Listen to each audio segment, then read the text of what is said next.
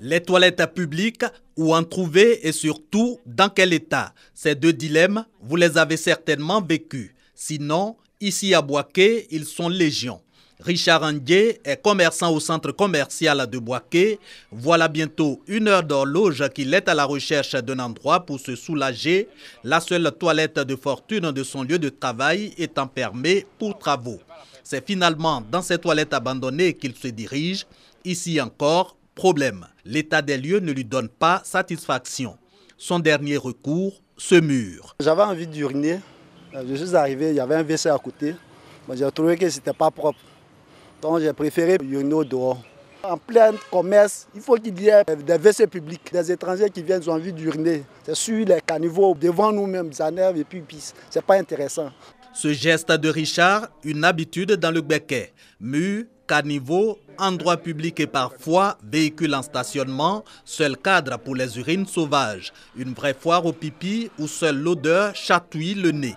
Désobligeant pour les populations, notamment les riverains. Pisser en islam, surtout dans un endroit hors, sans l'eau, est d'abord interdit en islam. Parce que la propreté, c'est la moitié de la foi. Il y a les lieux qui sont là pour que nous puissions uriner là-bas. Si vous laissez ces lieux là, vous venez uriner partout. En tant que musulman, vraiment, c'est pas bon. Pisser à la rue, c'est pas bon. D'abord, ça ne donne pas de bonne image, de un. Bon, ça salit aussi le coin. Pisser dans la rue, d'abord, c'est l'incivisme, c'est l'inculture. Uriner dans les rues, un acte d'incivisme et de défiance à l'autorité qui ne saurait se justifier par l'absence ou l'insuffisance d'urinoirs publics. Situation que la mairie de Boaké s'active d'ailleurs à améliorer. Cette question a été mise au niveau du plan triennal.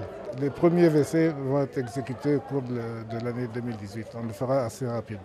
Seul recours de l'heure, les toilettes privées. Ce n'est tout de même pas la grande affluence, mais au rendez-vous, le défi de l'hygiène. Si peut-être les gens viennent dans les WC publics, il y a l'eau pour se rincer, il y a des produits pour désinfecter le coin.